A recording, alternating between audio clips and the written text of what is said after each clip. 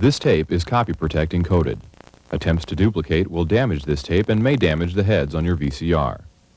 Copy protect may cause the picture on your television to roll. To correct, adjust the tracking on your VCR. The FBI enforces criminal copyright infringement laws.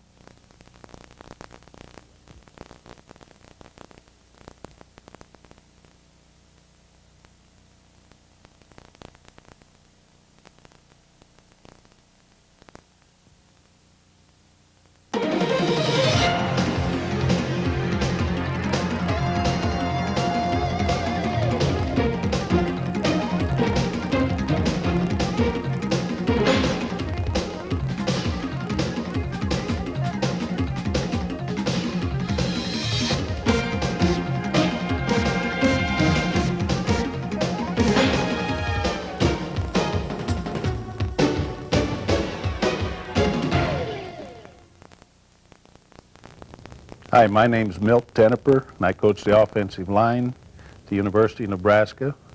Just have completed the 22nd year in that capacity. And what I want to talk to you about today is fundamentals of offensive line play. Not necessarily what you're going to do when you get to the defender, but how we're going to get you in position to make various blocks. The material that I am going to cover is very basic, but it's very basic to our players every day. We do not ever bypass doing fundamental footwork and things that are essential in getting offensive linemen where they have to get. And that's the thing that I'm going to cover today. We have a philosophy here at Nebraska that we strive for perfection.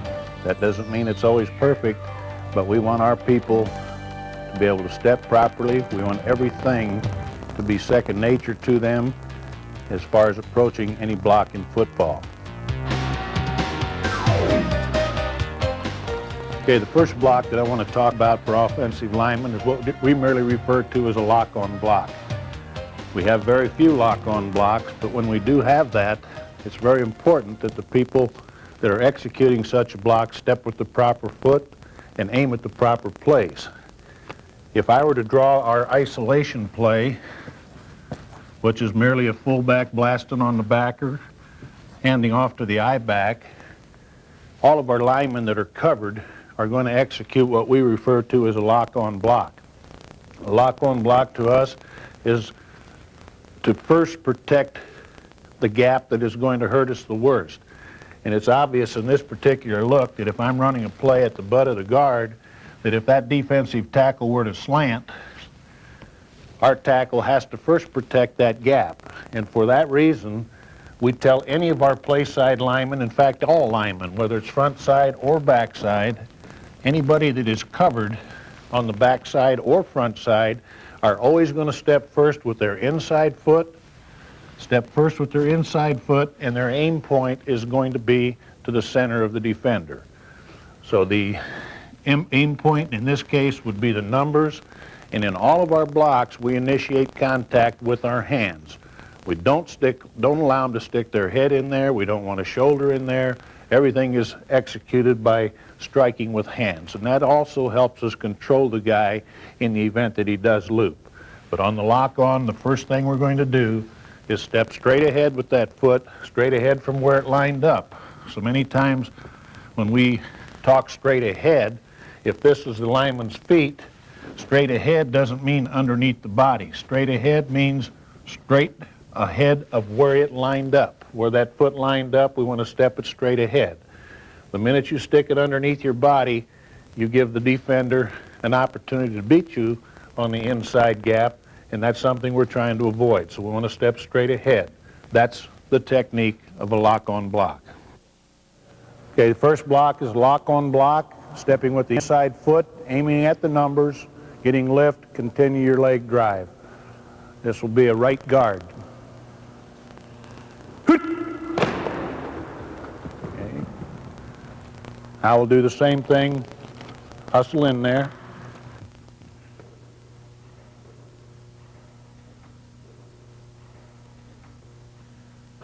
Okay, down the hut, we'll do the same thing. This is a left guard. He should step first with the right foot. A little more lift with the hands. Keep the hat out of there. Okay, the next block that I want to talk on is similar to a lock-on block, only we're going to block down or block back on a defender. And for that reason, we're still going to be using our foot closest to the defender here, or inside foot if I'm blocking down with the tackle. He's going to execute what we refer to as a pin block. Now, if I'm talking about the tackle, now you have to coach odds in football anymore. You don't know what the defense is really going to do, but where are you trying to run the play? And so on the pin block, if I'm the play side tackle and I'm covering for a guard that might be pulling, and I'm pinning for that tackle or for that guard, if I'm pulling the guard that direction, I'm pinning down with the tackle, it's obvious that we're trying to run a play to the outside of that particular formation. For that reason, I'm going to gamble with that tackle that the only way that this defender can hurt me is to roll over the top of my block. And for that reason, I'm going to have our tackle aim high. He's going to step with his inside foot at a 45-degree angle at the hip of the defender, and he's going to aim his hat upfield, meaning in behind the defender, to not allow that defender to roll out over the top of him. If we get any kind of penetration forward on that, we're going to protect that with the center. The center is going to protect that gap. If I get any underneath penetration in the gap between the guard and center, he's going to take that away, still will allow our tackle to adjust. But my main point for the tackle is to not allow a rollout over the top, so I want my hat high. Now, if we're talking about the same block with the center, if I'm talking the center pinning for a pulling guard, now this is play specific.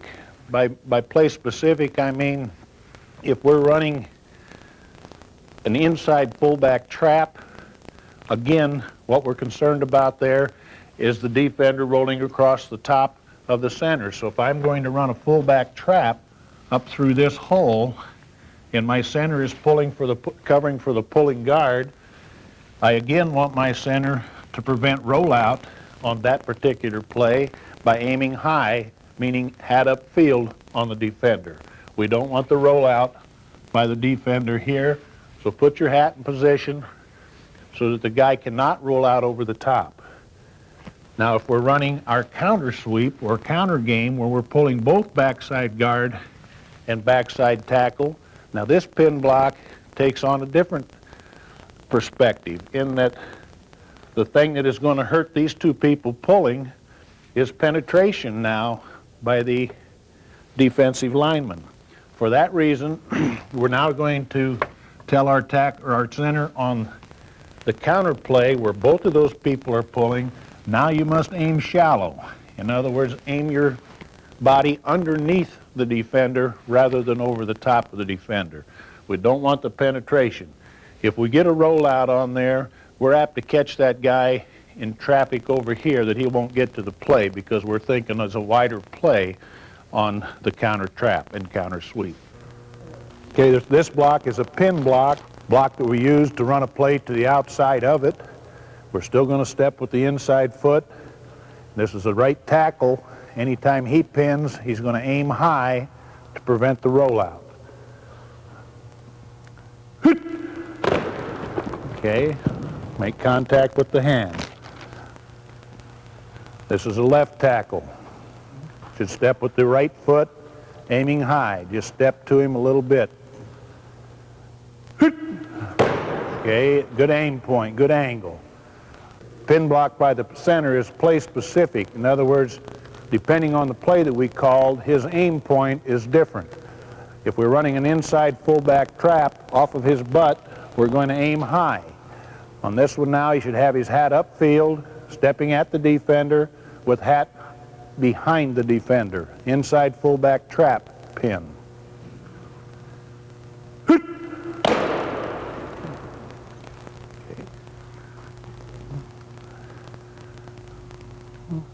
Another play for the center Where we're concerned about penetration would be our counter sweep, where the backside guard and tackle are both pulling, and the center now has to have to protect against penetration. He will aim flat with his hat across the body of the defender. Just step forward. Okay, good job.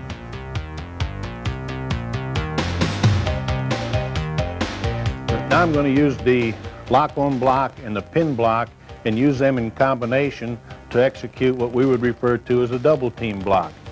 On a double team block, the covered lineman, in this case our center, is going to have a a lock-on block principle, meaning he has to protect the gap where he's not going to get help from. Well, if the play side guard happens to be the right guard in this case, the center is going to get help from him. The center then is responsible for protecting the backside gap because he's not getting help there. So he's got a lock-on situation protecting the gap that he is responsible for solely if the defender were to slant there.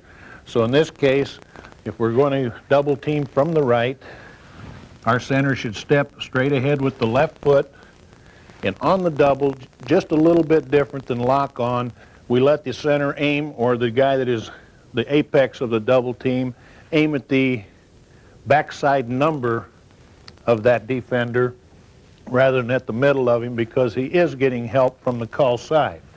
So he's going to step with the foot away from help, meaning his left foot in this case, and aim at the middle. The guard in this case that is going to help us on the double team is going to execute a pin block, similar to the one that the tackle and center did one-on-one, only this time he's getting double team help from the center. He still is going to take the 45-degree step. He still is going to aim his hat high. His body is going to be upfield side of the defender. So we want him on a course so that his hat is upfield on the defender. The contact there should be somewhere around the hip area to prevent the rollout. Some coaches teach that double team nose guard, if he's getting double team pressure, to set into the double team, to roll out over the top. That's why we want to aim hip level to don't allow that guy to set into the double team. In the event that the nose guard did slant backside, the center would be hooked up on his own by aiming that guard with hat upfield at a less than, this is too shallow. We want to aim higher, and in the event you do get a slant, then he can doodad the next backer away. 67 will execute the lock-on technique. He will step with the play away from where he's getting help. He will step with his right foot in this case, and on a double team we allow him to aim at the backside number rather than in the middle of the defender. We're going to double team the nose guard as if we were running an inside trap. 75 will have a pin block, aiming hat up high, hat behind the defender. Here we go.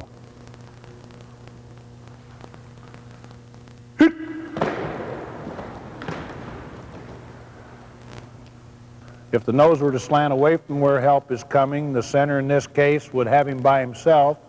The guard would be on path with the proper step to doodad the backside linebacker.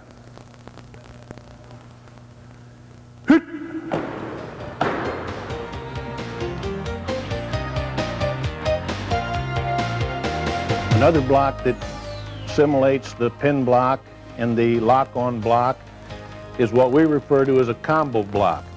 A combo block is a block that we utilize to protect for any kind of an underneath plug by a linebacker. Now, combo block is a combination of a lock-on and also of a pin block by the guy that's helping on the combo. But the covered person that's going to be the first part of the combo still thinks lock-on. Step with your inside foot, aim at the middle. He has to eyeball the backer underneath. If I get a plug, he then has to ricochet off of that and pick up the plugger. If I don't get a plug, meaning the guy flows over, then he just executes his lock-on scheme as he would if he was one-on-one. The guy in this case, the tackle that is going to help on the combo, he's going to take the 45-degree step, aim his hat upfield. He also must eyeball backer. If there is no plug immediately, then he is going to think bounce for the linebacker to stop the flow. So again, we have a combination there using a lock-on principle and a pin principle, and this is a combo block, and this would be like on our counter sweep where we're center's pinning and everybody's pulling. We have no way to account for this linebacker in the event that he wanted to come or plug. Therefore, it's essential that we have a combo in our scheme. A combination block is a means of protecting for a plug backer underneath the covered lineman.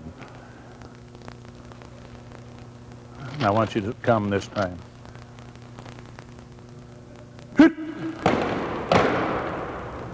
Very good. Okay, this time we will not plug the backer, and the tackle now will have to be eyeballing him. In the event that he rolls over the top, he will have to jump to seal him.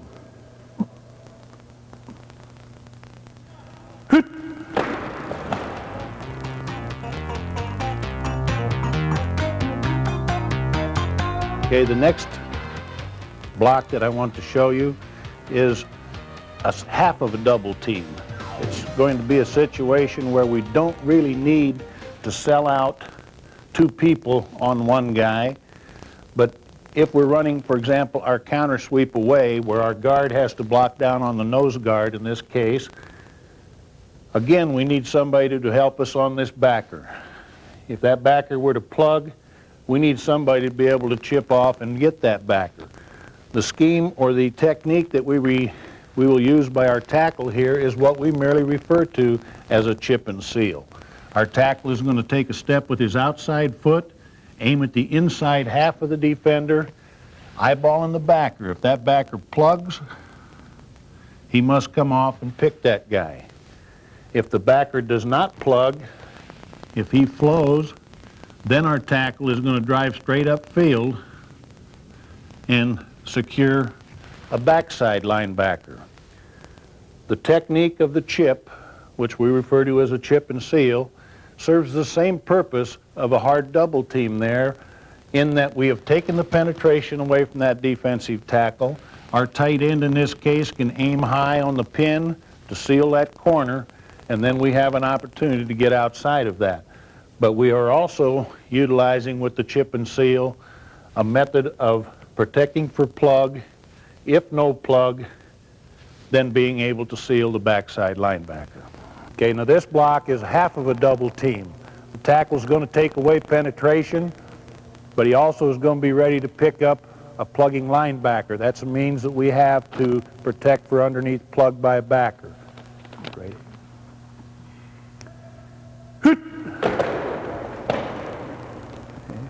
Very good. This is a pin block now going the other way. The right tackle in this case will step with his outside foot, aim inside half. The tight end will pin. Tackle will protect for plug. If there is, give me another linebacker in there. If there is no plug, then the tackle will work himself up to pick off the backside backer.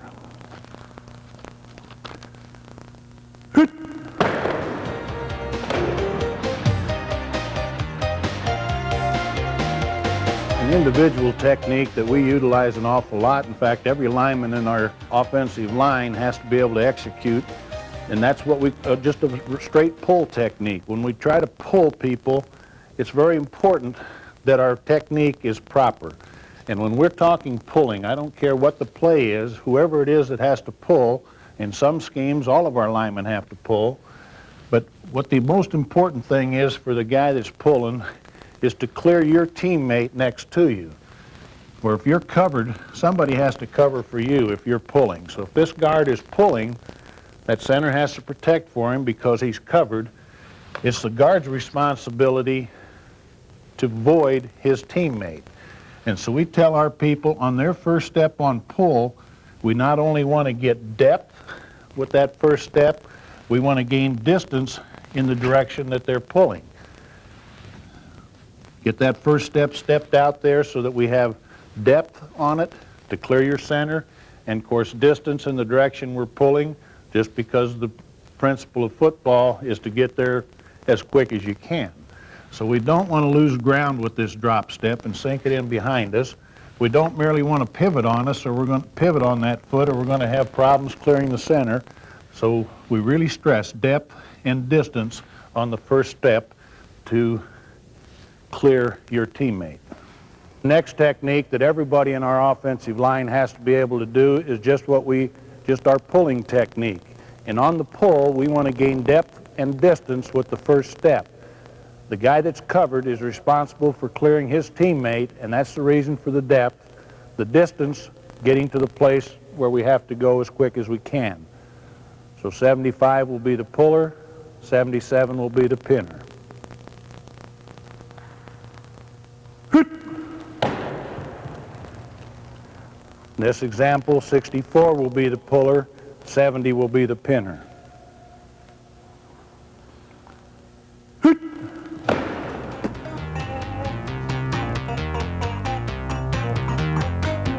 Okay, the next thing that I would like to talk to you about is the trapping technique. If we are trapping anywhere along the line of scrimmage, a short trap, a long trap, whatever the play might be, want to go over the technique that we teach our pullers that are doing the trapping.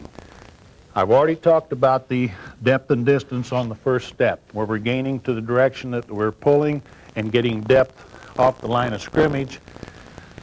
If I am trapping, it tells us right now, and our linemen are all keyed into this. If we're going to execute a trap, I don't care whether it's the guard trapping or the tackle trapping, we tell them trap means climb the line of scrimmage. So after our first drop step, we instruct our people that the next step has to be back up into the line of scrimmage. We want the second step on trap back into the line of scrimmage. So if I'm, in this case, going to be trapping this defender, our center is going to pin high so that he doesn't roll across the top. My trapper taking his drop and climb the line of scrimmage, and then we tell him you fan until you get to the defender. The reason for climbing the line of scrimmage is because we have no idea how that defender is going to react. If that defender chooses to close this hole and I haven't climbed up into the line of scrimmage, I'll never get him scooped out of there. If he's up the field, it's much easier to fan back to him by climbing the hole, as in that fashion,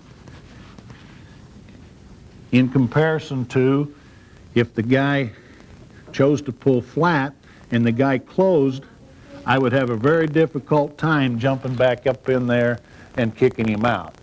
So our trapper, get his depth step, gain depth and distance.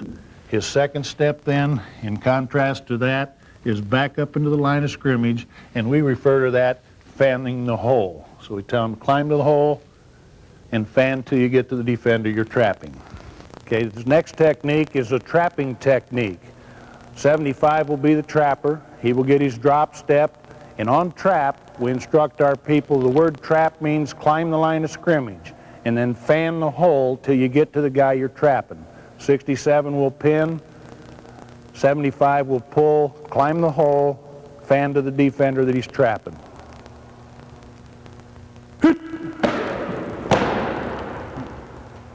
Okay, now this is another example of trap, off-tackle trap. This is will be a right tackle and a right guard. 70 will pin, 64 will drop, climb the hole, fan, trap.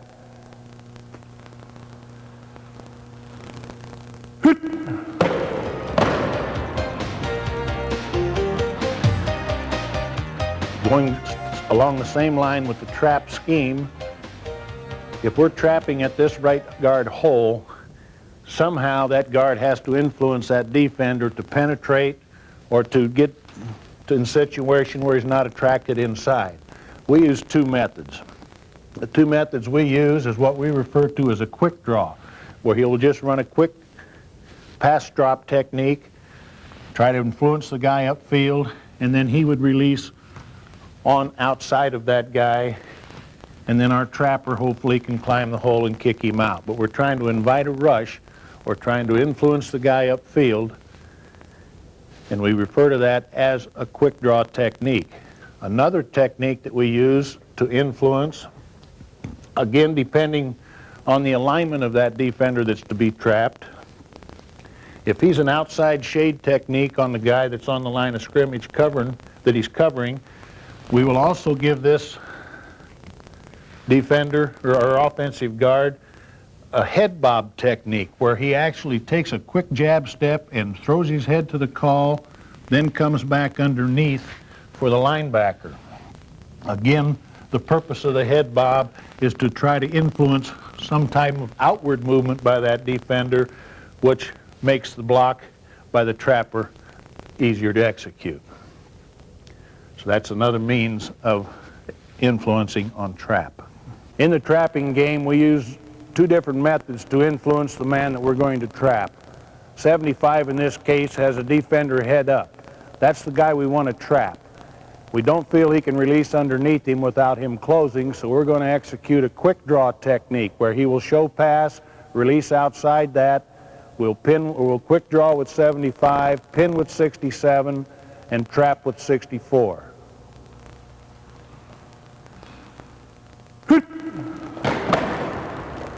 Very good.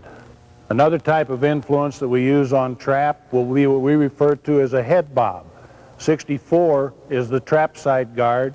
He will use the head bob technique. 67 will pin, 75 will trap.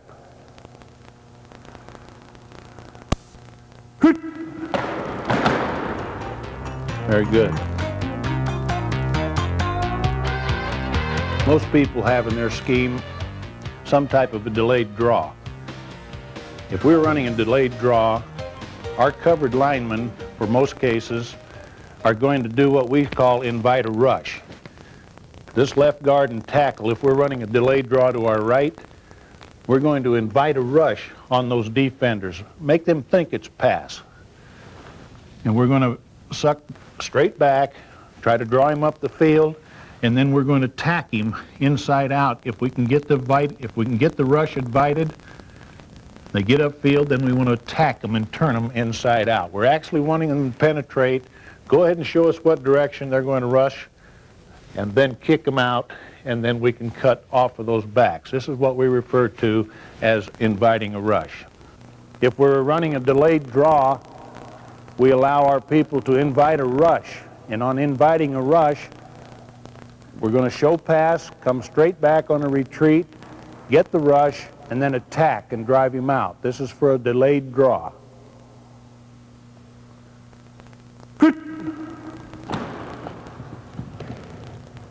This is a center. Again, invite the rush. Nose is offset to the back side of the draw. Invite the rush, then attack.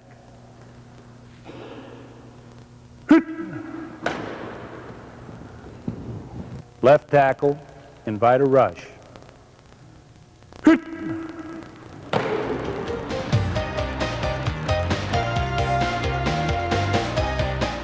I'd like to now go into detail on some actual scheme thinking that we do at Nebraska and have been very successful with over the years. Most people refer to the first thing that I'm going to talk about is the inside zone scheme.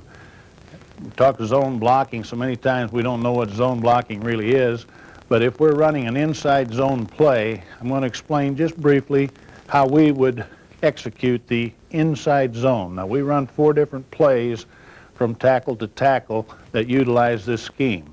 The good thing about the scheme is that your linemen don't have to know a rule. All they have to know is at the snap of the ball, are they covered or are they uncovered? If they are covered, we tell them to execute a stretch base. Well, a stretch base is a one-on-one block, but it's different than a lock-on block in that, in this example, the tackle here, for example, is covered. We want to run a play that we can run to this side of the line of scrimmage and somehow try to influence this defensive lineman to stretch himself or to move without us actually blocking him. That's what we refer to as the stretch base. So if I'm executing a stretch base here, I actually want my tackle in this case to take a lateral step to the call, assuming the call starts out here. Take a lateral stretch to a call. What you're trying to do is invite movement by that defender by making that lateral stretch. My second step off of this is going to be aimed right at the cylinder. Suppose the defender slid to that point. My second step then is going to be right in the middle of his cylinder. The middle of his cylinder might be in the numbers, it might be the rib cage, just depending how far he stretched. But that is what we refer to as a stretch base. The tackle, in this case, would execute a stretch base. The center, in this case, would execute a stretch base, where he's trying to step laterally, invite a rush, make the contact with his hands in the middle of the defender. So his second step will be in the middle. And it's very important that when your people take those steps, that first step is lateral, his body is not projected forward. That allows you to redirect your second step wherever it needs to be directed. And it's important that that step does not cross over the first step. So we want that step to go right in the middle of the body. Don't cross it over your first step, or you're going to lose all of your punch. Okay, so we've shown here two examples where you have stretch bases. If they're uncovered at the snap of the ball on an inside zone scheme, they're going to do what we refer to as a stretch double, which merely is an inside-out double team. Our uncovered linemen, the guards in this example, they're the uncovered people. They're going to think stretch double. Their first step is, we refer to it as a stretch, but we want to go back to our thinking on double team. We want to step at a 45-degree angle. Rather than stretching it laterally, we want to stretch it at a 45-degree angle at the down defender. My second step is going to be aimed at a spot that started out, an imaginary spot that started out behind the inside leg of that defender. So my second step is going to be at that imaginary spot, not where that spot goes. If this guy were to move, if this tackle were to move to over here, I certainly don't want that guy chasing there, because then he's wasting himself. But he's in a position to inside out double that in the event this guy challenges our covered guy, and then we can have an inside out double team. We refer to that as a stretch double, and what we're trying to do is get push on the down defender, not worrying about the linebacker until the linebacker comes to us. What normally happens, because of the action of an inside zone in the backfield, you're going to get flow from a linebacker. This stretch double by this guy tells us that let's double this guy as hard as we can and as long as we can until that backer comes back to play the cutback. And if that's the case, he does turn and come back, then we'll jump off at the linebacker, but not until we've taken care of the down defender. Okay, the next scheme that we're going to show you is what we refer to as inside zone. Now, if a man is covered on the inside zone, we execute what we refer to as a stretch base. A stretch base means we're going to try to stretch the guy with our first step, try to invite movement, and then take our second step and drive it right into the center of his cylinder, and then get lift and driving. We don't want him to cross over on that second step. So invite the stretch, second step in the middle of the defender.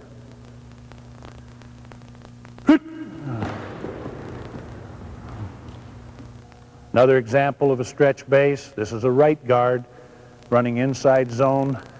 He's covered. Execute a stretch base.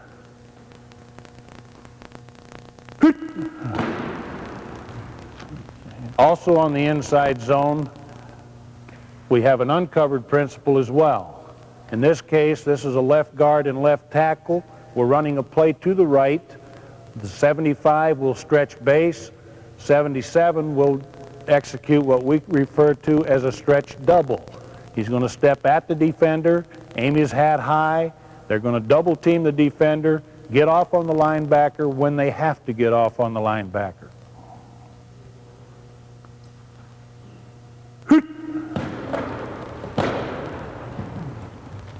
This is a stretch base, stretch double. Going the other way, the play will start to the left. We will double that nose, cover number 67 there. 67 will stretch base, 64 will stretch double. Get off on the backer when he has to get off.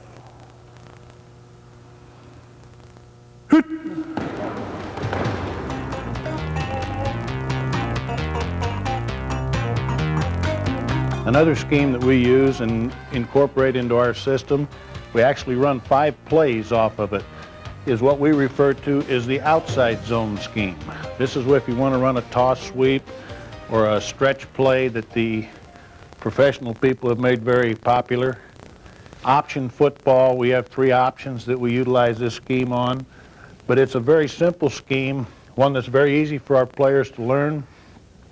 And the good thing about it is that we can run a multitude of plays using one scheme. Again, it's the outside zone scheme.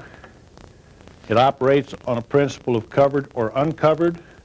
You don't have to have a line rule other than to know whether you've got a lineman on you or you don't at the snap of the ball. If the lineman is covered, we use the term rip reach. So in this case, the tight end and both guards are covered. They're going to execute what we refer to as a rip reach. I'll show you on the guard first. The purpose of the rip reach is trying to outflank the guy. We're trying to force a hook block on him. So that first step of the guard is very similar to what we did on the stretch or the stretch base block, but we want to really try to outflank the defender on that first step. We don't want that person there to beat us to the outside. So we're going to really stretch hard. Now on this particular play, we go ahead and tell him on your second step to go ahead and cross over.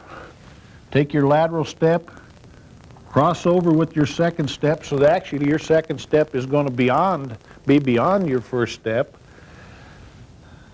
Those first 2 steps should get you in a position that you outflank the guy. The rip part of it comes in by the next maneuver. We tell our covered lineman now, the rip technique is to actually use the same rip that you would if you were ripping to rush a passer. We tell him, take your inside arm, rip it through his outside armpit, forcing your stomach upfield. So we're going to take the stretch, the crossover, and now take that inside arm and rip it through his outside armpit and force your stomach upfield. You don't want your stomach over here, or you're going to lose track of the next plateau. What we're trying to do here, rip it upfield, your belly upfield, and then eyeball the backer, because you're eventually trying to escape off of that rip and get to the linebacker depth. Tight end would execute the same technique here, trying to escape. Backside guard, stretch, crossover, rip, think escape for linebacker. That's the technique if they're covered. Now in this case, the backside tackle, the center, front side tackle, they're uncovered. The technique that they're going to execute is what we refer to as pull and overtake. Remember when we talk pulling, everybody has to know how to pull because of the outside zone scheme. Here the center's going to have to know how to pull. Here the tackles are going to have to know how to pull. So in all cases, their first step is going to gain depth and distance in the direction of the play. Get depth off the ball and distance with that first step. They're thinking pull and overtake the down lineman covering our teammate to the call. Before I can overtake this down lineman, I must first get my hat to the call side. I must be ahead of him before I can approach a takeover.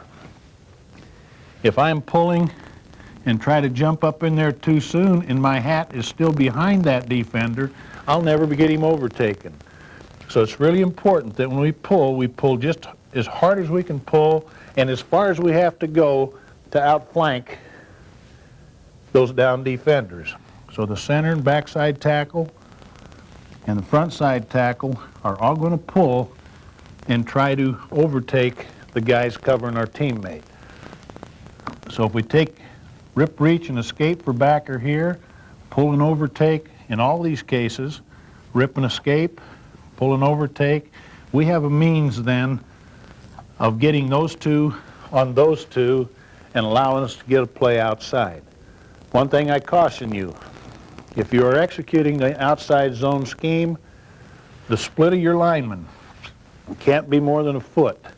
If you get them out 2 feet, 3 feet, they'll never be able to execute the pull and overtake. So it's important that the split is 1 foot, no more, and that they're pulling hard and flat as far as they have to go. In some cases, this guy may not ever get unhooked when he's rip reaching.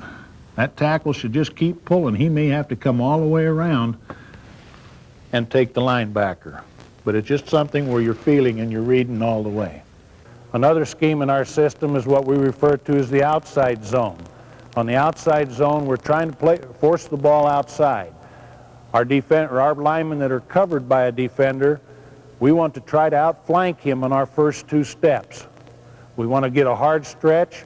On this one, we allow them to cross over on their second step, and then we're going to rip our inside arm through his outside armpit, pointing our tummies upfield and lie-balling for the backer. This is a left tackle. Okay. This is a rip reach going to our right. This is a right guard. We're going to try to get the play to his outside. He's going to stretch hard to the call, crossover, rip his inside arm through the defender's outside armpit.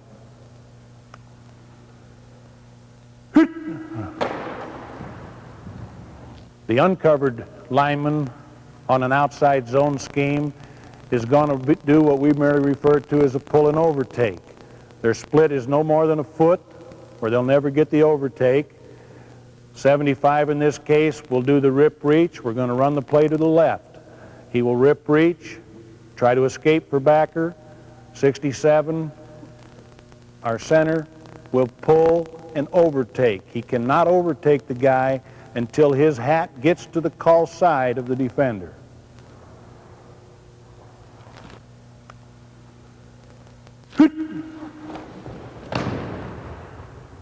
This example now is a rip reach, pull and overtake going to our right.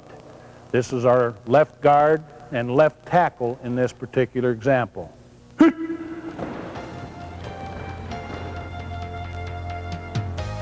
material covered in this tape represents much of the stuff that we do at the University of Nebraska. It's very fundamental. We go through the majority of this every day in practice. Hopefully this will make you as successful as Nebraska has been.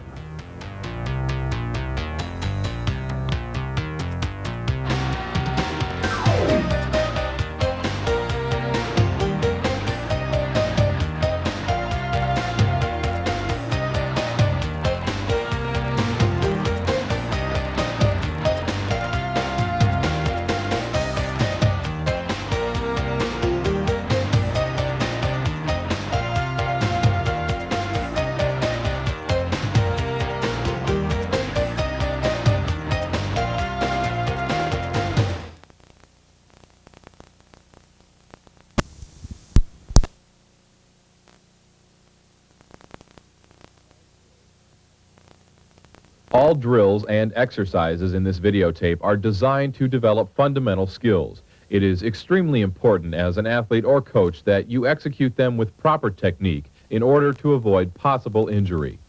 To reduce the risk of possible injury, consult your doctor before beginning this exercise or skill development program.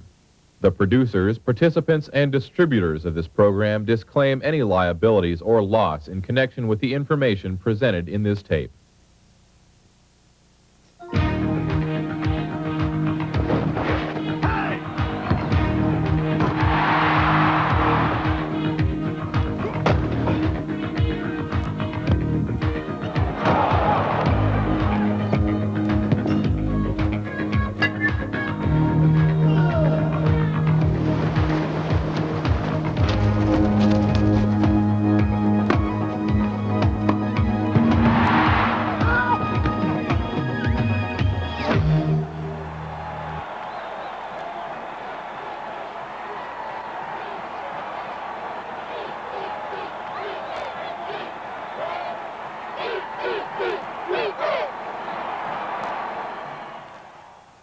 This tape is copy protect encoded. Attempts to duplicate will damage this tape and may damage the heads on your VCR. Copy protect may cause the picture on your television to roll. To correct, adjust the tracking on your VCR. The FBI enforces criminal copyright infringement laws. My name is Mark McHale, and I coach the offensive line here at Marshall University. And in explanation of this video, what we're going to do is we're going to talk about our zone running game and give you 3 of our zone plays that we think can fit into any offensive system.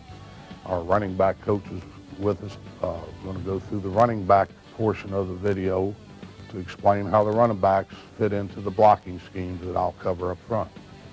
And I'm Ernie Pernsley. I'm the running back coach here at Marshall. And we're going, as Coach said, we're going to give you 3 plays that we use in our system. The inside zone play and a complementary play with the bounce.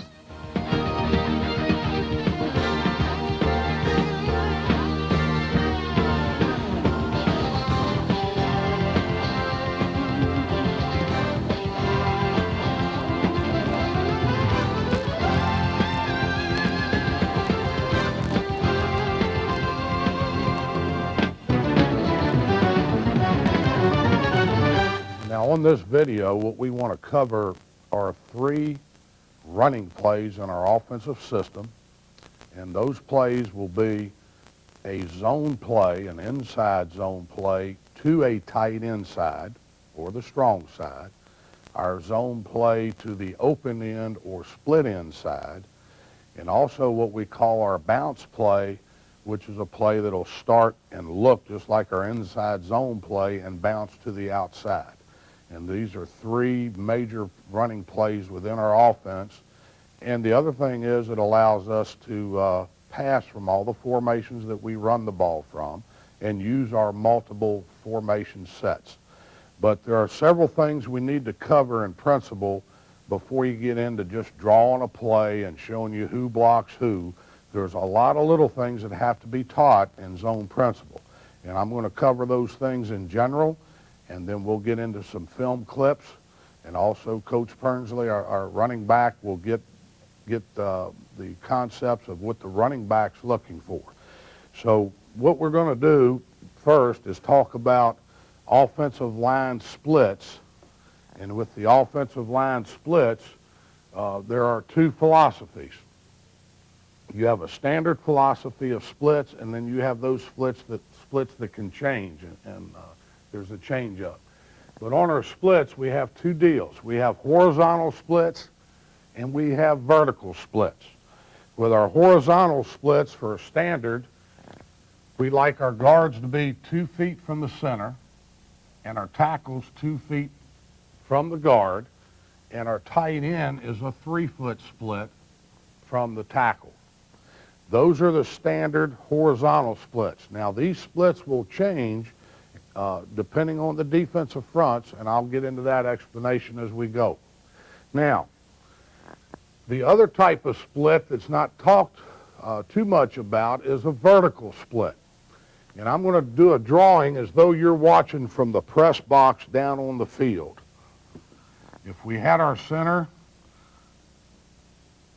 our guard, left tackle, our right guard, right tackle, and our tight end, we kind of refer to this as your spinal column, and we're going to say our line has a posture.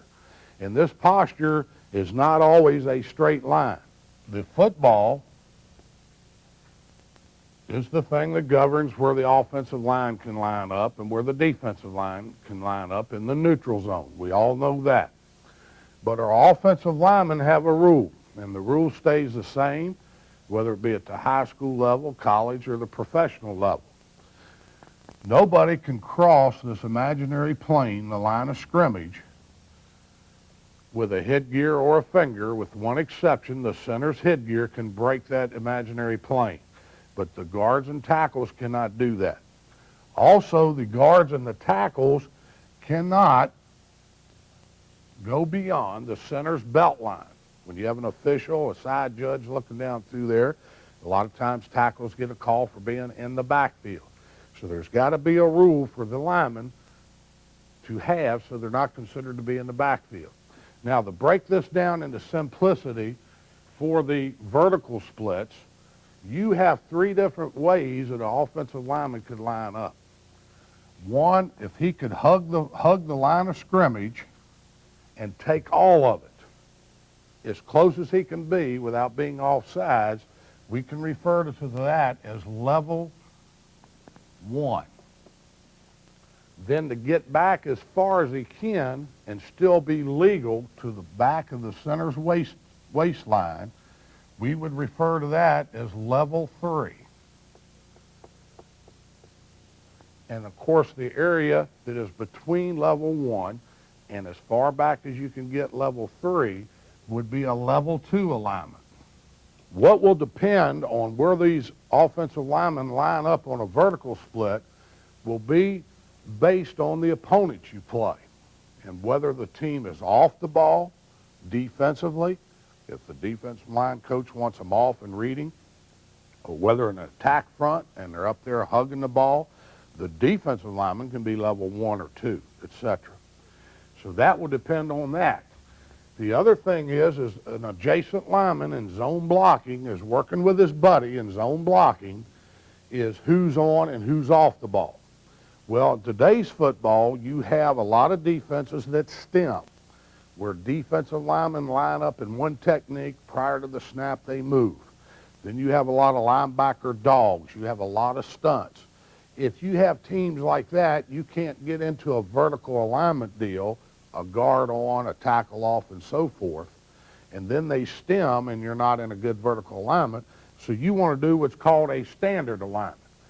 So our standard alignment for moving teams, stunning teams, linebackers who mug up and so forth is 2 foot, 2 foot, 3 foot, and our level on a vertical split would be level 2. We're off the football. And that keeps us standard for all the deals and all the stunts. That's where you want your offensive lineman to be versus those type of defenses. If you had a defense that was a base defense, this gave you maybe 3 basic fronts, didn't do a lot of stunning and so forth, you can get into what I call tools to help your offensive lineman. For example,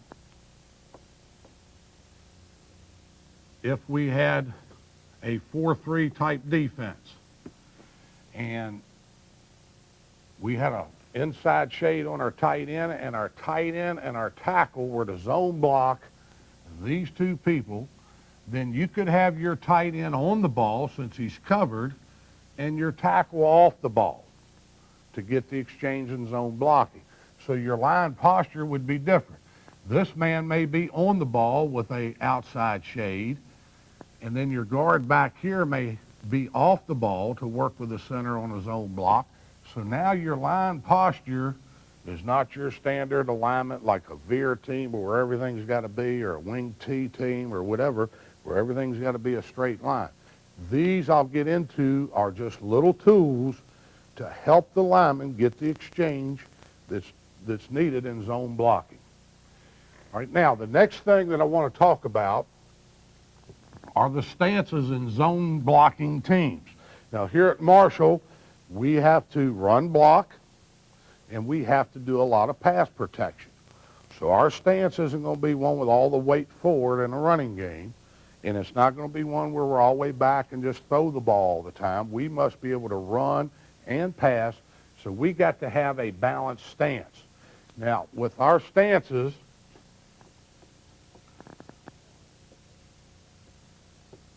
for run as well as pass, our right side will be in a right-handed stance, and our left side will be in a left-handed stance. And what that means is the inside foot is up, the outside foot is back. So on the left side, the inside foot is up and the outside foot is back. A lot of questions you'll get is, okay, I understand in the passing game, we use the post set foot, if you would, for protection. But what's that have to do with the running game? Well, in the running game, if you're going to ask your right guard to step with his left foot to work with the center, if you look over here And he's got to do the same thing. It's symmetrical. It's balanced. A left guard does the same exact footwork in the running game as a right guard or a right tackle or a left tackle. Now, your center is somebody that's in the middle, and his stance has to be balanced because he will work two different directions in pass sets and also in the running game, so we ask that our center be balanced. But we use a right-handed stance, a left-handed stance, and our center's parallel. Now, our center, we like to use him with a one-handed snap instead of two-handed, and we like for our linemen to all squeeze the knee and have the open hand up identical, to shoot the hands for the running game, and to have them up for pass set. So our center will have an open hand just as if he were a right guard, and that's the stance. So our stances are right and left, balanced at center, and that's what we're going to use there. Now, our weight will be balanced for run and pass, so that's an even deal where we're not way forward and we're not way back. We got to be balanced. Our guards will pull a little bit, but all of our linemen have to pass set, but we also have to come off the ball. Not only will we do that, but we'll be in a three-point stance, but we could be in a two-point stance. And you could say, right, when you're up in a two-point stance, you're going to throw the ball. We will also change it up where we can run these zone plays, particularly from our obvious pass formations, from an up stance. So we have a lot of mixture of things we ask our offensive line to do in the offensive system. All right, now weight shift. There's a lot of different ways to do weight shift, but if I'm going to pass set with an offensive lineman and move one of my feet to set, or if I'm going to pull, or if I'm going to come off the football, you've got to have a weight distribution, and the way we do it is we tell our linemen to shift their hips. And that's just a rotation of the hips so that if I want to move with my right foot first on a pass set, a lead step, a drop step, a bucket step, or whatever, we shift the hips to the leg, the plant, and get the other leg lighter so we can move that foot. And that's how we do that. We do that in a pre-shift in our stance where they get up and they work their stance, shift the weight, and now they're lighter. And we do drills to reinforce this. This portion of it, I'm going to talk about stance, start, and alignment. At Marshall, we're in one-back set. So primarily, we're at alignment where we're right behind the ball, where our toes are at 6 yards behind the football. That's just our basic rule as far as where we like our backs. If you have a back that is quicker and has a good vision, you can drop them back to 7.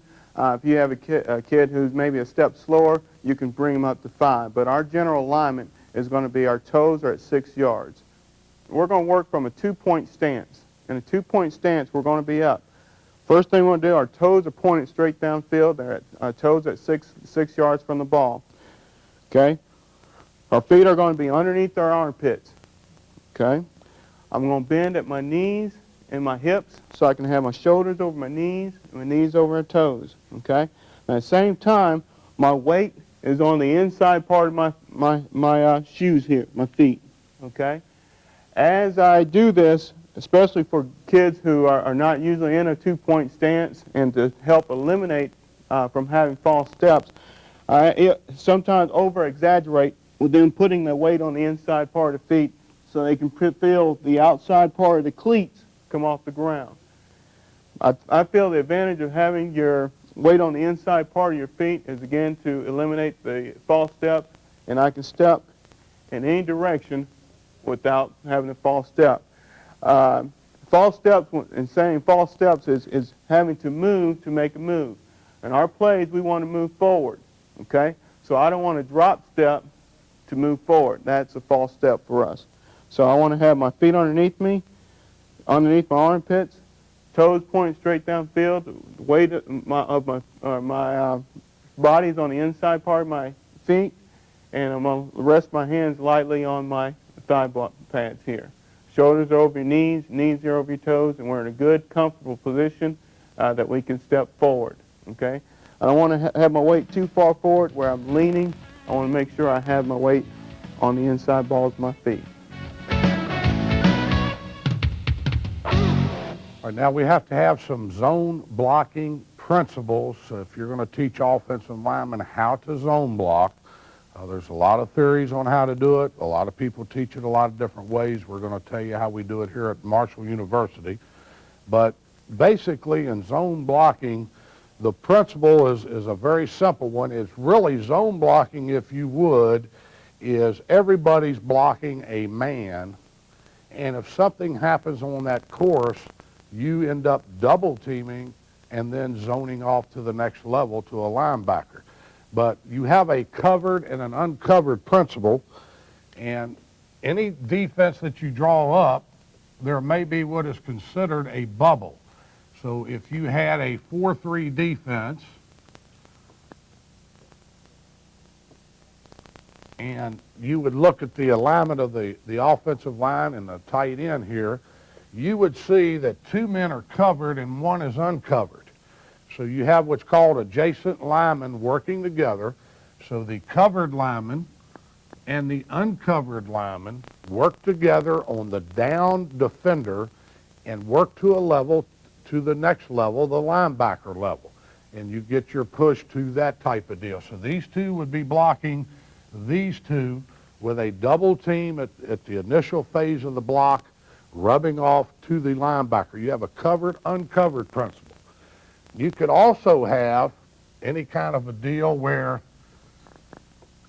maybe 2 adjacent linemen are both covered and a linebacker backside, and it may involve 3 people zoning together to block those 3 people. So in essence, these 3 would end up blocking these 3. So there's a covered, uncovered principle. Then there may be 2 or maybe 3 covered to a linebacker level, and that's where you have to teach your offensive linemen the covered, uncovered principles, or 2 or 3 covered. Then the other thing is, does the defense stunt, or do they read and play base? If they would read and play base, this could get into a single block. Then these 2 are the covered, uncovered principle working to a linebacker level.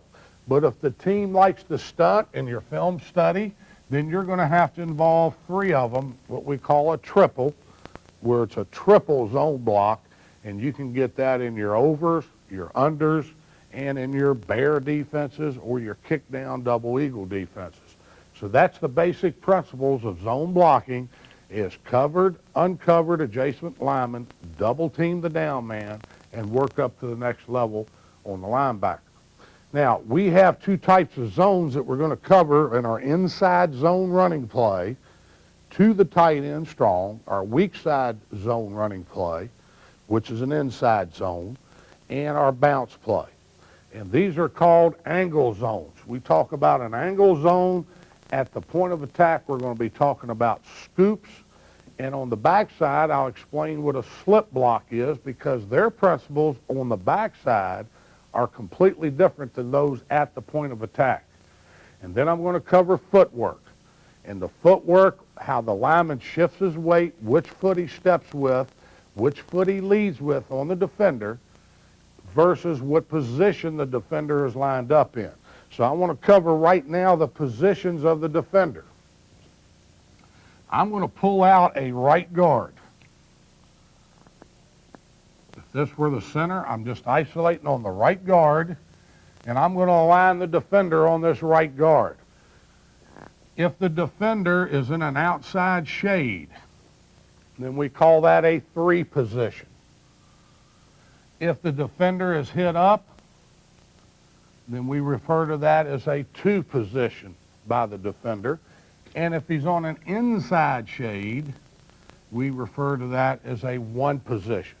Now this is very important, because if I'm a right guard and I'm zoning with my buddy, then what foot do I lead with to block the defender will be determined by what position that covered defensive man is, and that tells me what foot to step with. So in basic principles of zone blocking, if we get a defender in a 3 position and he's working with his center, then he will lead with the right foot, the play side foot on the zone play. If the defender is hit up we treat him as though he is an inside alignment, a one position, and we'll lead with the inside foot. So now the inside foot is the first foot to leave, and then if he's in a one position, we're going to lead with the inside foot. The reason for this is we want the body mass of the technique or gap that the defender's playing to be taken care of with that inside of our body to work with the adjacent lineman. That is very critical, because if you get into the incorrect steps, if I have a hit up or inside alignment, and if I were to step with my outside foot, the defender will be into me and I'll have no power. But as the defender comes into me to play me on the run block and I lead with an inside foot, I can take on force and that outside half of him to give some room to my buddy to zone block. So now you have 1, 2, and 3 positions for the covered part of the zone blocking, and the footwork is critical that you teach that so you can get your best movement from your offensive lineman. All right, now, some things can take a replacement step, and a lot of coaches will say, well, you know, this guy, you hear about the drop step in zone blocking. Depending on the type of lineman that you're coaching, a replacement step is just something to get him under control. For example, if I have a 2 or a 1 position and I want to lead with the inside foot, you may have certain linemen are more comfortable of lifting the play side foot, just a replace step, and then come hard with the inside foot. And that gives them more power than somebody that just comes off with the inside foot. If it's natural for that offensive lineman, let them do it, because they're going to get more acceleration off the ball that way. Some people call that a drop step. So I look at the lineman in particular that I'm coaching. Don't teach them robotic. Do what's natural, but that replacement step and next step is just as forceful as leading with that inside step or the outside step. We've already talked about the footwork of the offensive lineman, but we haven't talked about the upper body part of the offensive lineman. And we're going to talk about their hands versus a triangle. And in zone blocking, there are times when you want to use your hands, and there's times when you want to use a triangle. Now, what is a triangle? That term came from the old-timey way to block in the olden days, where they put their fists together, and if you can see my arms, it forms a triangle. But we don't use, that would be a full triangle. Well, we don't use a full triangle, but there are times we would use what I refer to as a half triangle. And that gives you body surface and lift in zone blocking. And some linemen are better with hands, a one-hand punch, and a lot of them are a lot better with shoulder or forearm. If you're at the high school level, the half triangle is a great technique to use, because they may not have the strength, all of your linemen, that we may have on the level that we teach. But it's all relative. We may have an offensive lineman that versus a very powerful defensive player that he's better off using a half triangle. So when we fit into a 1, 2, or 3 position and we're taking half the man, if we're not using the hands, we'll use what we call a half triangle to get a lift so our adjacent lineman can get in there, and then we'll separate going to the next level by extending that half triangle. Now, I want to talk about probably one of the biggest principles in football that have to do with offensive line play, but it relates to your quarterback or anybody on the football team, and that's called a target. And we get real specific on our targets, and we talk about moving targets. And one thing I want to talk about would be maybe a defender in a 1 position, a linebacker off the ball, and 2 adjacent linemen are zone blocking, and that linebacker is flowing to the football. And this lineman is determined to come off on that defender. Well, in all the years that I've coached at any level, whether it be the pro level, college level, or the high school level, this fella always seemed to be slower than this fella. I believe his always ran the 40-yard dash a lot slower than this 2-point player on defense. But for whatever reason, the brain doesn't register that to an offensive lineman that guy's faster. When he comes off to block the second level in zone blocking, he usually looks at the whole man and goes to the spot where he is exactly, rather than allowing for a moving target.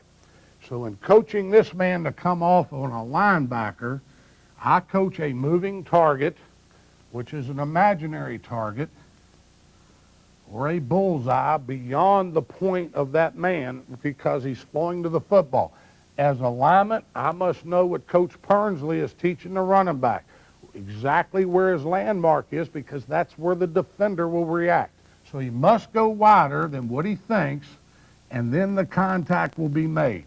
Many times a lineman or anybody that's blocking will end up going to the defender, and he'll be past him with a forearm blow and have outside arm free or leverage on that offensive lineman or any blocker, and now he's freed up to make the play. And it looks like coaches want to say, well, you're there, why didn't you block him? The reason that he didn't block him is he did not allow for the moving target principle. When you do your drills and you break down your zone blocking, you've got to get people flowing so that he always gets to that moving target. And you also tell them, if you get there and he slows down, you can always come back on him. But you cannot end up chasing the defender because he'll have leverage on you to make the play. A moving target is very, very critical in zone blocking because it's happening fast and the brain must register. The target will move to where the football is. You must intercept the defender. We'll do a better job of explaining this as we watch some cut-ups. All right, now, we're going to talk about the tight inside, strong zone, inside zone running play, the open in or split inside zone running play, and our outside play, the bounce. All three are similar. All three look alike. Coach Pernsley will tell you about their landmarks, how it all looks alike, and then it develops. But up front, when we start a play, our offensive linemen have got to have a bag of tools. What I mean by a bag of tools is, as a line coach, these are the tools that you use to block different fronts in zone blocking. So you have a tool bag. Now, in that tool bag, a hammer may not be the best tool to block a certain front. You may need a chainsaw. So you don't want to use a hammer when a chainsaw is the best tool to use for the job. But there on some plays, you may have a choice of two tools that you can use one or the other, and that's fine. And that's called autonomy, or giving your offensive lineman a choice of which one they want to use. I think that's great anytime you can do that, because that gives them a sense of they're getting the job done, and they seem to work a lot harder than when you coach them if they feel that their tool is the tool to get the job done. But don't just give them robotic things. Give them some different tools. Now, in our tool bag for the zone play for the lineman, we have what's called a scoop block, and that goes back to what I talked about in the very beginning. Adjacent linemen, one is covered and one is uncovered. That would be referred to as a two-man scoop block. Those two are scooping to a linebacker. A three-man scoop block could involve three linemen with the alignment of two defenders covered and an off linebacker. That'd be a three-man scoop. And a four-man scoop could involve four people working in a zone principle up to a linebacker. You get that maybe on goal line fronts or low defenses, and we use two-man scoop, three-man scoop, four-man scoop. You can call it what you want. We use three-man as a triple. We use four-man as our quad call, but you name it what you want. That's what that tool is named. That hammer or chainsaw's got a name. So stunning teams, you may need a tool where you go with a triple. Where non-stunning teams, you may need a tool where you go with a two-man scoop. So that is a thing that you have to do with film study of the opponent that you're blocking. Now, it may be, and we'll show you this on the film clip, that the best tool might not be an adjacent zone block. It may go to a point of attack man scheme. I'll give you an example. You have a 4-3 where now the defender lines up in the gap and these two adjacent linemen, you'd say he's covered, uncovered. These two are going to block these two, but this guy's too wide, and with that running back running in this area, he's going to penetrate. That's a tough angle for that guard, very tough angle. So he could make a man scheme call to his tackle, and what we do is use what we call a fold scheme, where we pin the man in the gap, pull the guard around. Now that's an example where he may have a scoop call, and he gets up there, man, that guy is wide, I can't zone with my center to that point. I'm going to get my tackle involved, and he'll make the call to use the tool to fold block it. So that's an example of a fold scheme. Now, on the back side of the run play, and I'll get into the angle zone here when we describe the play in a minute, but they're going to use more slip techniques, and we'll cover that a little bit on the technique of that, but the backside is not a power angle zone. The backside is more of a quick slip, and then I'll go over the theory of that. What's really nice about the zone plays is the fun you can have as an offensive staff using formations and motions and zone blocking.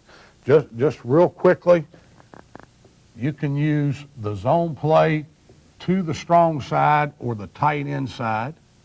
You can run it to the weak side. You can involve one wing in your offense. You can involve two wings. You can involve either or motioning back to protect the backside. You can involve someone from the weak side coming strong to get involved, to get looks that you want, or maybe there's some non-adjustments. We throw the ball, we move people, we line them up, we say here's how they're lining up, and we'll show you on film where the advantages come in.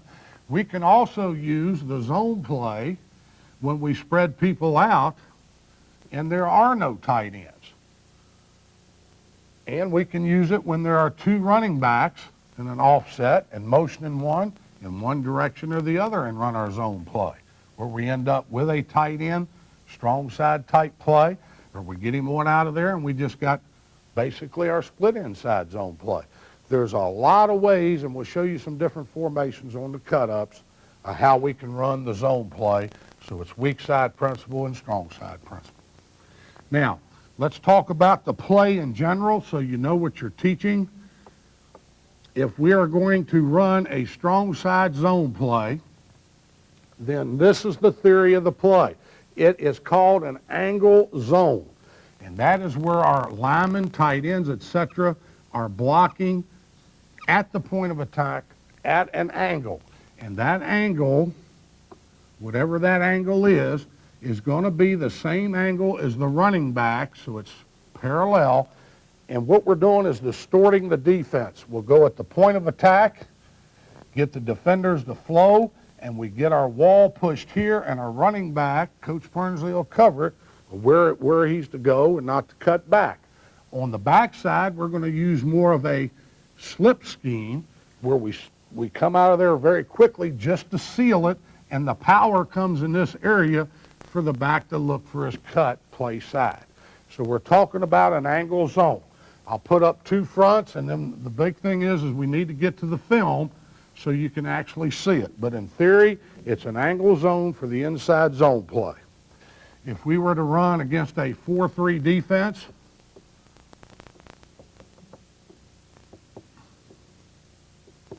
and we would formation with him out of there or whatever, or motion to a guy, etc., then we have our covered and uncovered to where we're zoning to this level. These two are zoning to this level. Now there's no one to zone back to. It becomes a man scheme, and we'll just cut off right there. If he were involved and we stayed with the play, then these two got to know covered, uncovered rule where they'll slip the block and get the backside linebacker. So that's how we would block a 4-3 front with the two-man scoops. Now, a 3-4 front, where you may refer to it as a 50 defense,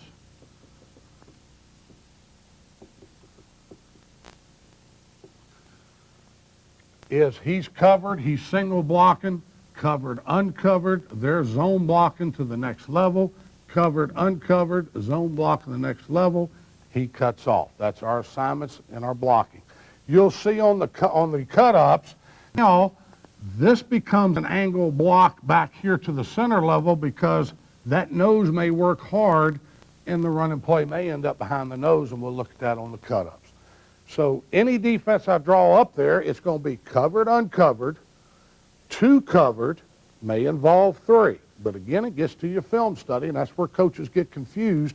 It depends on who you're playing. Are they basing or are they stunting to whether you're going to use your triples, quads, or man blocking scheme. Okay, I'm going to talk about the strong side zone from the back standpoint and the quarterback's standpoint. Begin again, the back is toes are at 6 from the ball, okay? Are going to be in a 2-point stance. We're going to take an open step and then cross over. So again, from our stance, we're going to take an open step and cross over to our aiming point. Our aiming point is going to be the inside leg of the tackle here, okay? So this is our aiming point. So we're going to take an open step, we're going to cross over, and our aiming point is going to be inside leg of that tackle there. The quarterback is going to open up play side, okay, which this side is going to be to the right. He's going to open up at 5 o'clock, okay?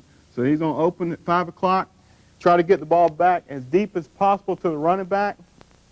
So he's going to open up at 5 o'clock, drive the ball back as deep as possible. On his third step, he's going to seat the ball into the pocket, okay? As the back clears his inside leg, he's going to plant and waggle out as a naked fake, okay? The back, as he gets to the mesh point, his eyes are focused on his aiming point. He's going to run through that mesh point, and he's looking straight directly at the defense so he can react to what he sees. He's not going to stop, look for the ball, or look to seat the ball. He's going to run straight through his mesh point. It's the quarterback's responsibility to get him the ball. Now, as a coaching point, on the exchange, ball exchange, want to make a good pocket. Our elbows up high, thumb is down. The reason why we coach thumb down is because if we have the hand at our breastplate here, then the elbow's down. So we want to get the thumb up, so that way as we go to, as the quarterback goes to seat the ball, that we're not going to have the elbow in the way. Our bottom hand, the four in the pocket, to open our belly button. Our eyes are focused forward, and we're going to receive the ball and stay on our aiming point. Okay.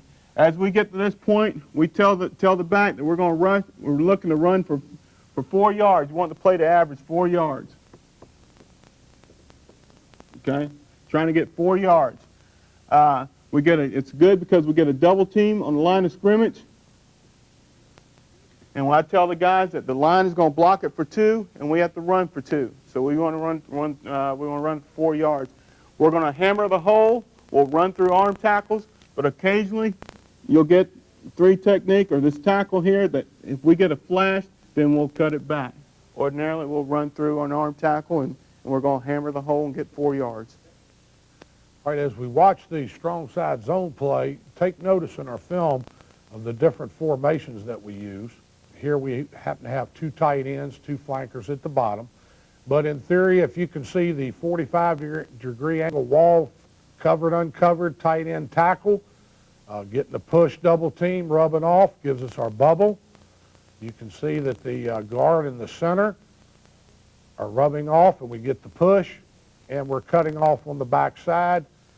So that covers the principle that we just covered on the board. From the running back position, you'll see the running back is making his cut inside the line of scrimmage. He's going to press to the inside leg of the tackle. We get movement with the backers, and then once he gets up in the line of scrimmage, he's going to run the daylight, plant, and make a vertical cut. Well, we've got a 1 position on our tight end and a hit up on the guard. So we like to step with the inside foot to get that movement on the inside 1 or 2 positions. Here's another formation where 2 receivers on the open inside. We're using motion and the same principle, cover and uncover. Okay, the back here, his aiming point is the inside leg of the tackle. It's a good job pressing the aiming point, makes a vertical cut. Now he's one-on-one with the safety, and again, you want to have a back that has the ability to make people miss. Here we can see we have two wings to the tight end side. We see there's no adjustment by the defense up top, so actually we've got them outmanned. Covered, uncovered principle for zone blocking. Okay, the back does a great job on pushing his landmark, his aiming point, gets up in the line of scrimmage, gets the wall, everything is overplayed and walled off, and he's able to make his cutback, break a tackle, and score. Ole Miss is in a 4-3 defense. You can see the adjustment with motion. It's still a covered, uncovered principle. And this was a good play for us in the bowl game. Here's a case where the back can go either outside or inside. Does a good job on getting north, especially in the red zone, scoring zone. Does a good job moving the backers. And we have two tight ends here with two flankers wide. Actually running the weak side, but we still have our strong zone concept because it's to a tight end side. Covered, uncovered principle. Two-man scoops. Back again does a good job on getting pushing it to the line of scrimmage and making a vertical cut. Again, we want to tell those guys that we're trying to average the play for 4 yards.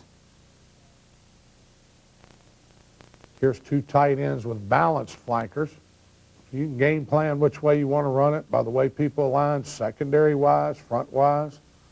Try to give your linemen the best angles. Here, Miami has a pair of one positions on the guards, one position on the tight end, so that's a good one to run into. Got to lead with the inside foot with the left guard, moving target, take all of him, and give that back a chance to break an arm tackle right there. It's one thing we say, we're going to break through an arm tackle.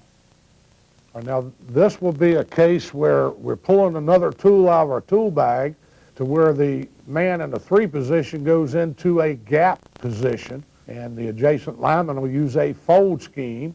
So they'll make a call where they block down and fold around, and this will give you a good bubble, particularly when you got a guy in a wide 3 position on your tight end. Look at the size of the bubble there. So they widen the tackle, they widen the defensive end to disrupt zone blocking, so you pull out in your tool bag a fold scheme. As far as back, aiming point and landmark doesn't change. We're still running for the inside leg of the tackle, and we're just going to fit off the guard there as he comes to lead us through the hole. Very good job by the center on a moving target. You can see the center anticipating where the backside backer's going and ends up covering all of him. You've got your guard folding around, moving target, takes all of him, and that's a great shot of what I talked about on grabbing those moving targets and anticipating where they're going to be. 2 receivers at the bottom, tight end, receiver at top formation. And again, we've used the tool of a fold scheme. The offensive line and tight ends make the adjustment as they get up to the line of scrimmage. If they feel they can't get the zone, they make a fold call. Again, the back does a good job. Once he gets up in the line of scrimmage, he makes a vertical cut. A lot of times this will happen in the game. After the fold scheme, you get the might backer, the wash over the top, the center blocks and pass, and you're going to cut right behind the might backer. 2 wide flankers, tight end to the right, split in to the left, another formation, fold scheme again. So we've shown you zone principles and a fold scheme principle as tools to block the strong side zone play.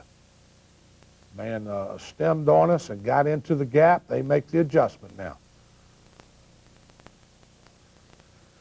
Now, we've been watching the 4-3 fronts and different alignments. Now we're into a 3-4 front, 3 down linemen, 4 linebackers. We drew on the board how to block that with the covered, uncovered principle. And at times that the power zone, angle of zone may happen on the nose tackle, and it may come at times behind the nose tackle in the 3-4 defense. Right, our back is still the aiming point the same. We're going to press to the inside leg of the tackle. Now, as we were talking about before, if you get a flash in front of your face, then you can cut back, make a vertical cut. The nose tackle flashes in front of his face, he makes a vertical cut behind the tackle. Now, in your 3-4, you may have a guy in a 3 position and an end. You may have one in a 1 position, so that determines what foot they step with. What's good about zone blocking are any stunts or any linebacker crossing dogs, then you can pick those up while you're on track. Now, we talked, Coach Barnsley and I have talked about the strong side zone play, meaning we're running it to a tight end side.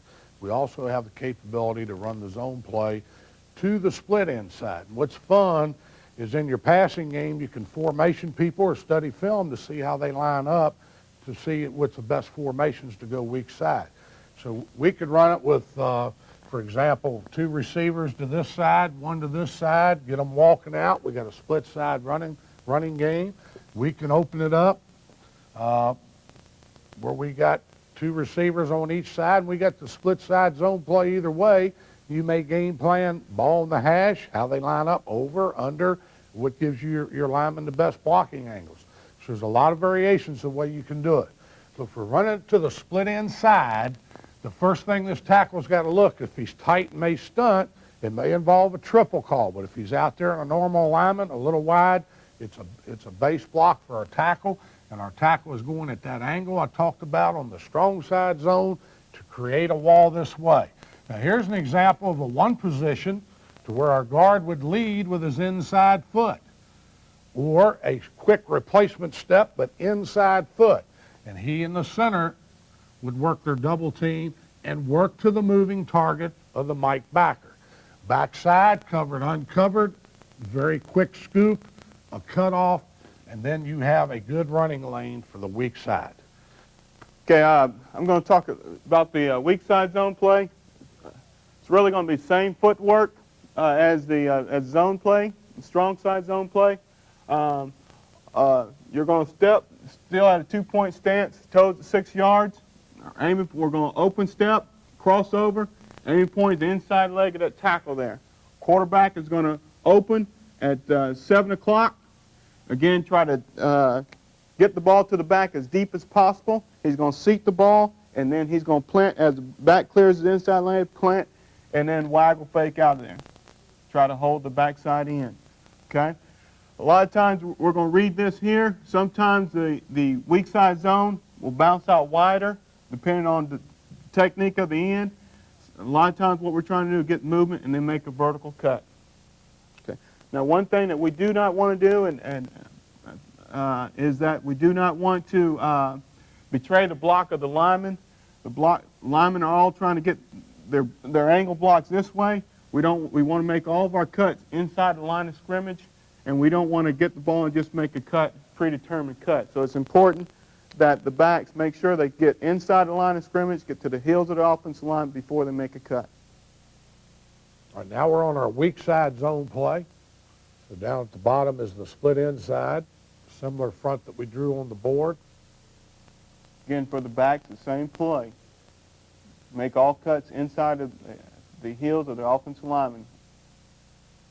You know, the linebacker mugged up or walked up, ends up being a man scheme where they push it at a 45-degree angle with the back pushing into it. Then look at the bubble. You can see the big hole right there. Again, we get a little flash in front of us, so we make a vertical cut. Right here we have 2 wide receivers to each side. We have an open end either way. You can game plan it, but it's a split inside zone play either way you run it. Again, if you see the total picture of the bubbles forming as you zone block. Good job back staying on path and it's vertical cut. Very critical that the lineman's shoulder pads are at a 45-degree angle, as is the running back's path, so he can make that cut. All right, you'd have a lot of fun like we talked about. We got 3 stacked receivers here. Everybody in the ballpark's thinking some kind of a pass, but you have a good running game, good hard-nosed zone running game with all kinds of formations.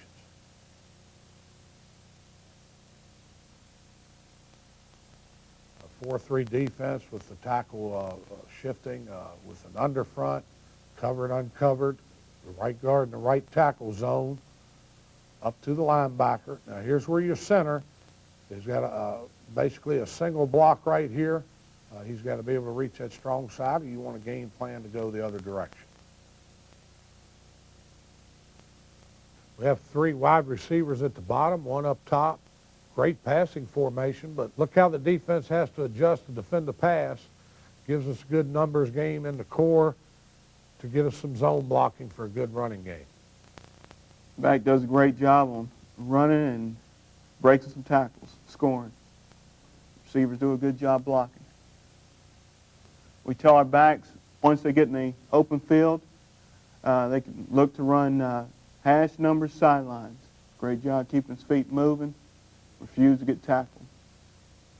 Here we have a tight end and a wing at the bottom, 2 receivers up top. Here we're going to run the weak side play, weak side zone. Again, same aim point. We're going to press the line of scrimmage. Unless we get a flash, we're going to hammer the hole and run through arm tackles, trying to get 4 yards. Good cut. Now we have a tight end up top, 3 receivers at the bottom, another formation. Now we're running to the split inside. Coach Pernsley had mentioned that the play could pop outside depending on what the defender on the offensive tackle does. Here's a case of that, and it gets walled off. Back bounces outside. Is one-on-one with the safety, makes the safety miss, and gains good yardage. But what's also good about zone blocking, this team's attempting to cross-dog their inside linebackers, and they get caught up with the offensive lineman going on track and accounting for them. So here's your cross dogs, and if you just stay on track at that angle, it's a great job of sealing it off. And now they want to stop the inside, but the outside's open. That's one good thing about the zone. It enables you to get a hat on a hat.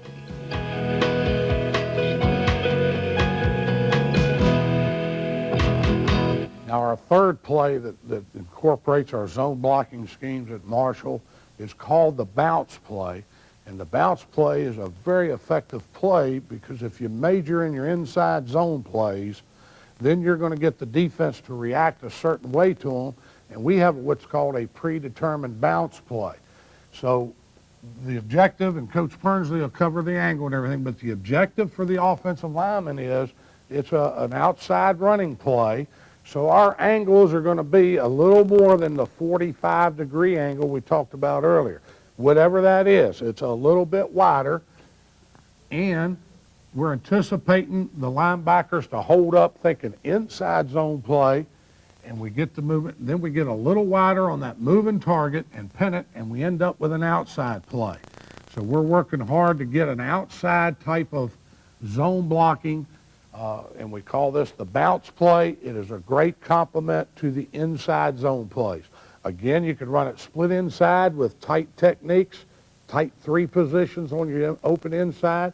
You get people playing inside technique on your tight inside, maybe not adjusting. You can end up loading it up with people here in all kinds of ways, or motioning to it. There's a lot of fun you can have with it, but the basic thing in the core is that we're a little wider angle. It looks like the inside zone, and then we come off and we pin these linebackers. And now we get a good outside run. And it's very hard as you watch film to tell the difference between the 2 plays. Okay, on the bounce play, it's a great complementary play to our zone package, our zone play. We want to try to sail the zone. We're going to take a little wider open step and crossover step, but we want to try to sail the zone and make the linebackers think it's zone and have them freeze in the inside. And our aiming point is now going to be, we're going to still take the same step. We're going to open step, crossover, and our aiming point is going to be really the inside leg of the tight end, but we want to try to sail the zone, try to make it look just like the zone. The quarterback is going to open at 4 o'clock, and again, he's going to try to get the ball as deep as possible to the running back. On his 3rd step, he's going to seed it, and as the running back clears the inside leg, now he's going to set up for a pass, like he's going to pass, for a play-action pass next. Okay, so we're open step, crossover. Aiming point is for the inside leg of the tight end. We're going to go to this point, and we're looking to bounce the play outside. So we're going to still get to the heels of the offensive lineman, then we're going to bounce it outside. All right, now our 3rd play that we talked about is our bounce play. What you want to watch on the film is the angles are a little bit wider. but how the linebackers react and treat it as though it is an inside zone play. Here you can see the Sam and Mike backer pressing their gaps. The linemen be able to pick them up, and now we can get to the perimeter with the football. Back is going to start inside to freeze the linebackers, make them think it's a zone. Then we're going to bounce it outside. Watch your linebackers how they step up into their gaps. Back does a good job of making the safety miss and gaining yardage. We're in a balanced formation. We're motioning to take care of secondary support and the blocking scheme. Now you can see the Sam linebacker on the tight view. Looks like he's going to scrape outside, then the back forces him to step up. He's thinking inside zone play. Right, the back does a great job. He's scraping on the top, going with the motion. Back goes inside like it's the zone. He steps back inside, then we're able to bounce it outside. Here we run two tight wings to the tight inside. We try to see how they adjust. We can throw the ball, line up these formations, see how they adjust. If they give us an advantage, we can run it over there. Here they didn't adjust with the two wings. We got them out flanked right here. We'll force it in here inside to make the linebacker step up and give us the outside running game. The Sam linebacker here hesitates, thinking inside zone. Tackle does a good job cutting him here and getting him out of the flow lane. As you can see there, the path of the back makes it look like the inside zone, and the Sam freezes thinking it's inside zone, and we're able to bounce it outside. We try to make the bounce and the inside look the same. They're just slightly different. Another different formation. Now you can see the quick motion and no adjustment, so through game planning, we can get them outnumbered or outflanked on the edge. The key is the inside linebackers not knowing the difference and having to force their gaps for the inside zone play to give you that outside play. Again, the quarterback's going to try to get the ball as deep as possible to the back. Then on the bounce, he'll set up. On the zone, he'll waggle out and execute a naked fake. Now, bounce play versus a 3-4 defense. You can see they gave us the perimeter there at Clemson right off the get-go. Again, back does a great job on stepping up, making it look like the zone, drawing people inside, and now we're able to bounce it outside. Clemson again in their 3-4.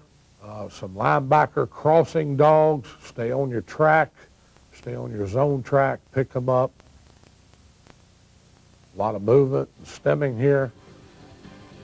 Linebackers in a crossing dog deal. The lineman stunning. Stay on your track. It wads it up.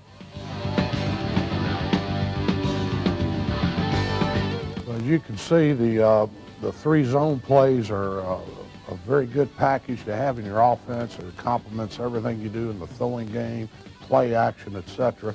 And it's very important that the line coach and the running back coach are coordinated on the same page of how it's taught so you get your best yardage. I in particular love the zone play because you don't always have to get the best blocks, but you can get half a man. He reaches out one arm to try to tackle the back. That back's going to break that tackle. It's not like a bunch of man schemes where if you miss, it's over.